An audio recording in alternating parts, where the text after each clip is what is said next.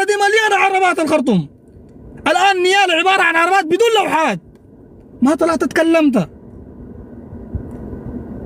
ما طلعت. قعدوا في بيوت المواطنين يا مؤمن، غرف النوم دخلوا فين يا اخي. ديل ما باقي، ديل بواريك النسوان اللي مسوين. ما طلعت اتكلمت. اليوم جاي تطلع وتبكي، ولما الناس بتطبل له ويقول لك قال يا جوج بطل بطل. قريته لو ما تكلم. انت طالع تنتظر لنفسك بعد ظلموك وطلعوك مره ما كويسه في لحظه بس انه يا جوج ضل. ركز يا مؤمن، انت افهم انه يا جوج ضل من طلع انتقد الدعامه، ما انتقدهم عشان هتكوا ولا عشان سرقوا ولا عشان اغتصبوا ولا عشان عملوا. يا جوج طلع عشان هتكوا في نفسه. قلت لك يا جوج ما تنسى عمله في سفيان بريمه. يقاتل معاهم، رطم معاهم بالانجليزي والعربي، في النهايه جابوه اكلوا رز وقتلوه، وانت جيت اعترفت بالكلام ده في لايف ونزلوك وهانوك. زول غايد ميداني يا اخي، نزلوك من اللايف ويقول لك ما تطلع مع الشكر لانك قاعد تكشح حلل وكلام زي ده. نزلوك تحت. ما تنسى عملوا في سفيان محمد بريمه شنو؟ سفيان ده انا حفظت اسمه اكثر من اسم اولاد عمي. انا النغيب سفيان محمد زين بريمه المتمرد على غاده وساسه الدعامه الفاسدين، جيش حاشاهم ما فاسدين. سفيان يا زول، الحكيم من اتعظ بغيره والشقي من وعظ بنفسه اتعظ. ما سمعت الكلام يا اخي. عايل اللي دسيس مان يوم من الايام الشعب يعتبره بطل، وانه زول ثورجي ايغون للثوره، بطل في الثوار. دسيس مان سفنا دردمه ليك، شاي نعمله ليك، ما تعرف مره نجيبه ليك. مسكوه كسروا يدين. هل تعلم انه كسروا يدين دسيس مان الاثنين؟ دسيس مان طلع قال شنو؟ قال انا عملت حادث بموتر. يا جماعه لاقاكم حادث بكسر يدين هنا وهنا بدون ما يتزلط زلطه هنا ولا هنا. الزلطه زلطه ما في. قلت له اقسم لك بالله حادثك ده لو وقعت في كستر والله ما تقع سليم كده. والله لو وقعت من موتر في مرتبه كده، شفتها مرتبه مراتب الماس العاليه ديك، والله قلت لي ما هذاك حاجه. مسكوا دي سيسمان ده دقوه دق الكلاب، علقوه علقه لا من عرف ان الله حق. كسر يده اليمين وكسر يده الشمال، طلع يبرر في فيديو. يا اخي بغال سراج خليك من ده. بغال سراج ده ينبس سنتين ينبس. يا بنت شكر الصبجه ويا المصباح الصبجه وياسر العطط على بيتك، تقول انا هربت انا قاعد. ده بيتي في صالحه، تعالوا لي هنا تقولوا مشيت شات. بغال سراج طلع بعد قبل فتره قال مركت بكرامه البليله، وما عارف بدل يقول مركت بقدره الرحمن. حتى زول مشرك ذاته مشرك هيليفيت ساي قال مركت بكرامه البليله. ومرق وين؟ مرق لهم هناك في دارفور، اهانوه وزلوه ونبذوه وشتموه، وفي النهايه مرق في تشاد. السلام بغالو مرق في تشاد. انتوا اتهزمتوا لانه من ظن بان الباطل سينتصر فقد اساء الظن بالله. اي نعم المده بالطول، المده بتمتد والابتلاءات بتجي. الحروب فيها الاسر وفيها الشهاده، فيها الابتلاءات.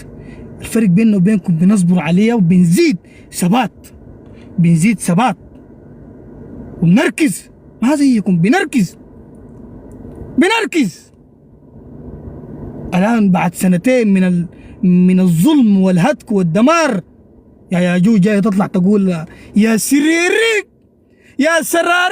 يا اخي انا ما حصل نزلت لي بوست ياجوج ده ما علق لي فيه شابكني يا سراريق النعيز. طبعا النعيز اللي هي جايه من كلمه معيز. مشكله اختلاف لهجات، احترامنا لكل اللهجات في السودان. شابكني يا سراريق النعيز، مع انه والله اليوم جمعه والله وبالله وتالله ما سرق معزانا ولا غنمنا في شرق الجزيره عامه على المستوى الشخصي الخاص والعام الا الدعم السريع. ولدرجه وصل كيلو اللحمه انذاك في مدني ب 1000 جنيه و2000 جنيه و3000 جنيه. ده كيلو لحم لانه الغنم مسروقات. اكرمكم الله، لانه الغنم مسروقات. سرقوا غنمنا وصبرنا، وسرقوا عرباتنا وصبرنا. اليوم انت بعد سنتين تكاتل وتكافح. تحيه لمحمد حمدان دقلوا. واوريكم العمل شنو يا جماعه. بعد ما نبس قال لهم الله فضحكم. شوف اعترف، قال وشهد شاهد من اهله. اعترف ياجوج بجرائم الشفشفه والقتل والدمار للدعم السريع في الخرطوم. قال لهم ربنا فضحكم إنكم ما انتصرتوا في الخرطوم لأنكم عديتوها شفشفة. ده كلام منو؟ ده كلام ياجوج. تاني من هنا من اليوم ولقدام ما في زول يقول الزول ده فيه خير، لا ما فيه خير. كنا نظن فيه خير لكن ما فيه خير، اتضح العكس، ما فيه خير. طلع اعترف بجرائم الدعامة في الخرطوم وعصره، سبحان الله، قاموا عصره. طلع تاني يوم لابس جلابية صفراء، أنا يا جماعة مع القضية ومع الدعم السريع وتحية لمحمد حمدان. دقلوا والله يا أخي الناس البلابس اللي بيقولوا أنا فيني خير، أنا فيني خير والله، لكن أنا مع الأشاوس، مع الأشاوس ولا عصروك؟ ها؟ قال لي يا سراق النحاس، الله يذكرك الشهادة يا عمر مبارك، قال له يا سراق النحاس، انتوا عارف النحاس يا تسرقوا؟ عارفين؟ يمكن الرجال يكونوا عارفين الموضوع ده لكن اخواتنا وامهاتنا في اللايف، انتوا عارفين النحاس ياتو؟ الناس اللي ما خلوا لهم مكيف في ولاية الجزيرة ما سرقوا، مكيف شنو؟ محولات الكهرباء وكيبولات توصيلات الكهرباء.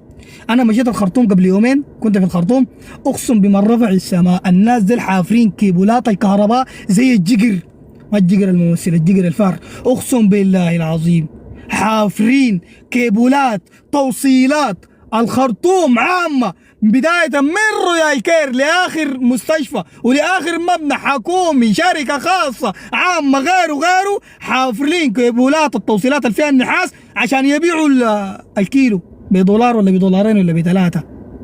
ما خلوا شيء، ينزلوا المحول بتاع غور الجزيرة شرقا وغربا شمالا وجنوبا، ينزلوا المحول عشان بس يفكوا النحاس ويمشوا يبيعوه. ياجوج طلع قال شنو؟ قال له يا سراريق، يا سراق النحاس.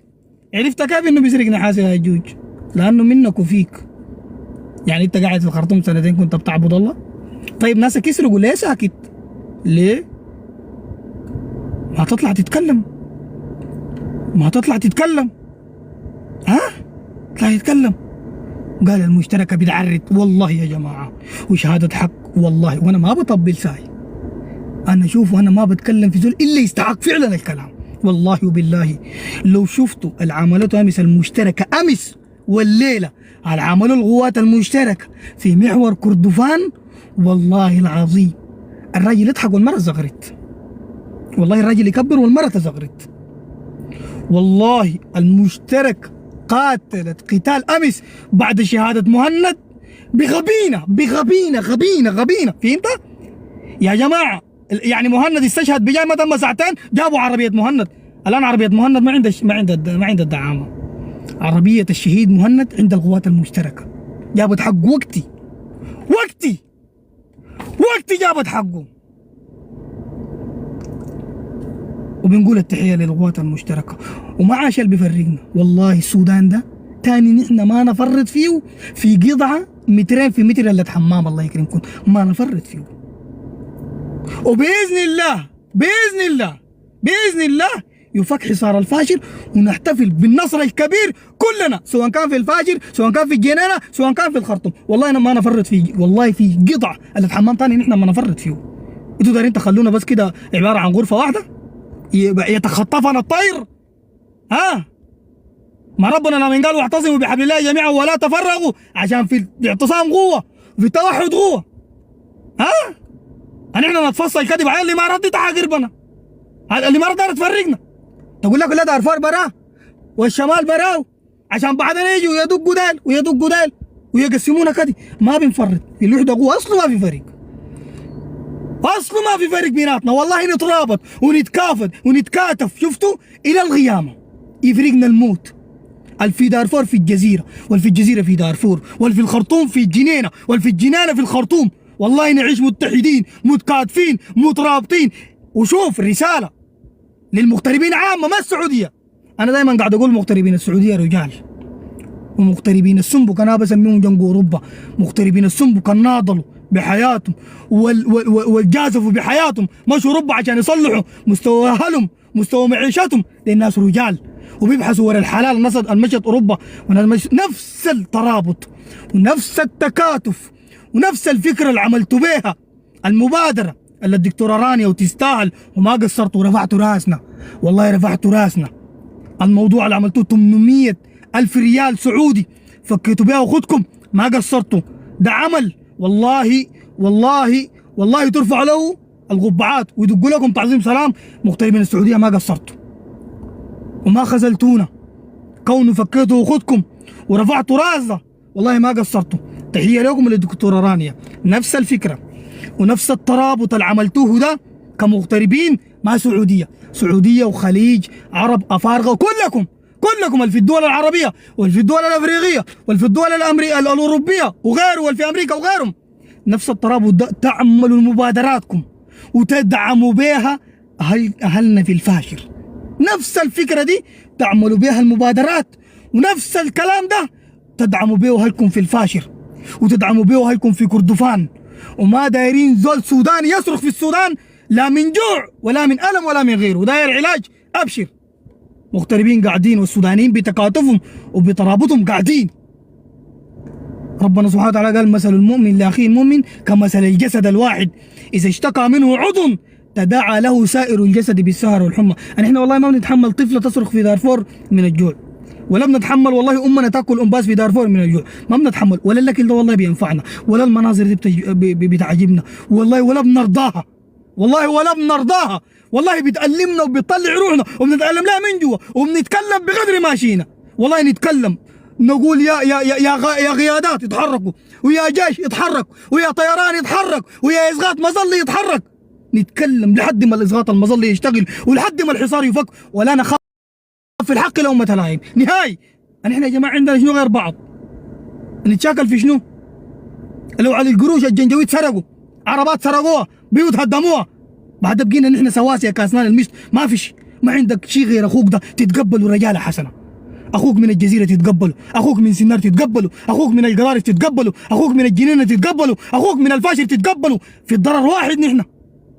تمام برقل ما بيتفرقوا، في الضرر واحد وفي الظلم واحد. ما عندنا شيء، كلنا اتظلمنا. احنا كلنا مظلومين يا مؤمن، كلنا مظلومين وكلنا مسروقين وكلنا انتهكونا. ما عندنا شيء غير بعض. نظفوا قلوبكم ويتوحدوا ويترابطوا. والله في التفرقه شتات وفي الشتات بهدله، في التفرقه شتات وفي الشتات بهدله. والله ما عندك شيء غير اخوك ده. هسه في الغربه بتعاين لاخوك، كان من دارفور، كان من الجنينه، كان من سنار، ما بيدعاين له بنفسجي ابيض اصفر ازرق غيره، بيدعاين له ده اخوك سوداني وبقيف معاك. والله كان من جنوب السودان بيقيف معاك باعتباره سوداني، بيقيف معاك اخوك. والان المبادره اللي عملوها لدكتوره رانيا دي ما وقفوا فيها ناس الجزيره بس، ولا وقفوا فيها ناس الخرطوم بس، ولا وقفوا فيها ناس النار بس. من دارفور دفع، والمن الجنينه دفع، والمن الخرطوم دفع، والمن كسله دفع، والمن بورسودان دفع، والمن سنجه دفع، والمن سنار دفع. كل الناس دي دفعت، كل المغتربين دفعوا. ما في زول عايل انه دي شماليه ولا انه دي من الغرب ولا انه دي من الشمال ولا من الجنوب. سودان واحد موحد يسعى الجميع، لا يحق فيه الا الحق والقانون يسري على الجميع. ما في دود وزير ولا دود غفير ولا دود والي ولا دود غيره، واحد يحكمنا قانون واحد. عشان كده والله ما عندكم شيء الا بعض، والله وبالله وتالله ما عندكم شيء الا بعض. تتحدوا عشان دولتكم تنهض وعشان انتوا تنهضوا. السودان ده في فتره من الفترات الان بتاعت الجنجويد دي جلس وما بيرفعوا الا انتوا، وما بيرفعوا الا العقلاء والا الواعين والا الشباب، والعول كل العول على الشباب. انتوا اللي بترفعوا وطنكم وانتوا اللي بتنزلوا الوطن. الجيش ده ما ترى بيدافع وبيحميكم وبيقيف معاكم. كان مشتركه جيش، وكان جيش، وكان درع جيش، وكان براون جيش، وكان امن جيش. يعني احنا كل زول بيشيل البندقيه وبيلبس الكاكي مع القوات المسلحه ده باعتباره جيش، بغض النظر عن اسمه جنسه شكله لونه غيره واتفر اي شيء. فانتوا الشباب العول عليكم والتكل من بعد الله عليكم. الرسول صلى الله عليه وسلم لما جاب الرساله في بدايه الدعوه لا نصر ابو جهل ولا ابو لهب ولا عمامك الكبار، النصر انه الشباب. علي بن ابي طالب كان في عمر ال 13 ولا 14 ولا 15، ده الناس علي بن ابي طالب ده اللي وقفوا معاه ناس ابو بكر الصديق.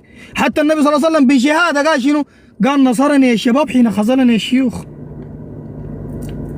نصرني الشباب حين خذلني الشيوخ.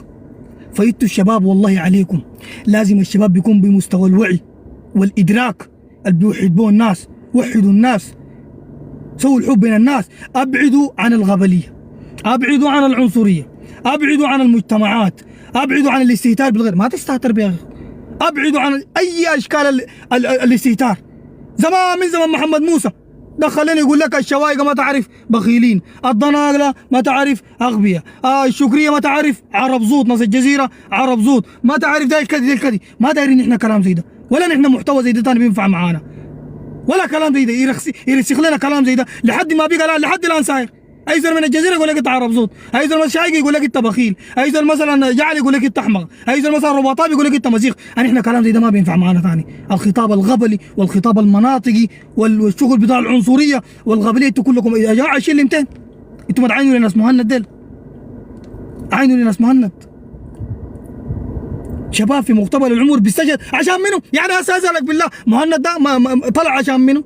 ما عشانك انت الان اللي بتتشاكل وبتتخابط، ومره تتشاكل وكردفان الجزيره ومره جعليه وشكريه ومره انتوا مهند ده ما طلع عشان منه؟ ما عشانكم انتوا. اذا عندك انترنت وعندك طاقه وعندك، انشر الشيء اللي بيفيد، انشر الحاجه اللي بتدعم بلدك وبتدعم مواطنك. يعني انت ربنا اداك نت واداك تليفون كبير، بل تطلع تعمل لك حاجه تافهه.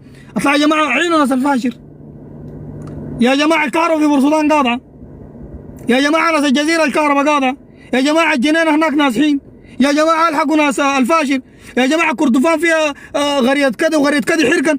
اتكلموا عن كده، اتكلموا في الامور دي. ما انت ربنا ده انت قال الدنيا دي بوشها كده برطعه، بوشها تنقزه وبرطعه وضحك وغنى وفرفشه. اي ما تنسى نصيبك من الدنيا، ما قلنا حاجه زي دي. لكن يا مؤمن انت ما بوشها كده بتموت وبتخلي وراك محتوى. يا خليت لك حاجه تشهد لك، يا شهدت عليك والله تموت وتزال في قبرك. والله عن محتواك اللي بتنزله دي ويزول يشوفه يتضرر منه، والله انت المسؤول، انت المسؤول. فيا مؤمن احنا في فتره حرجه وفتره صعبه، والحمد لله ربنا نصرنا، ربنا نصركم يا مؤمنين، ربنا نصركم في الخرطوم ونصركم في الجزيره، وقريبا ان شاء الله في الفاشر، قريبا في الفاشر. قوتنا في وحدتنا اللي بتكتبوها في التعليقات تكون في القلب. احنا كسودانيين عندنا مشكله، عندنا سواد النيه، واسمعوا الكلام ده حار والله العظيم، والله حار. والله عندنا الحسد وعندنا سواد النيه وعندنا عدم حب الخير للغير. والله جد عندنا الحاجات دي كلها، في حسد تقيل، في حقد تقيل، وفي سواد نيه. بقينا كعبين شديد في الفتره الاخيره دي، والله بقينا كعبين. يعني الحرب دي قلنا تعظنا وتغيرنا وتبدلنا، والله بقتنا أسوأ. والله والواحد وصل مرحلة من اليأس والإحباط، إلا بس ناس الخير شوية اللي بنشوفهم ديل، يعني فيه ناس خير.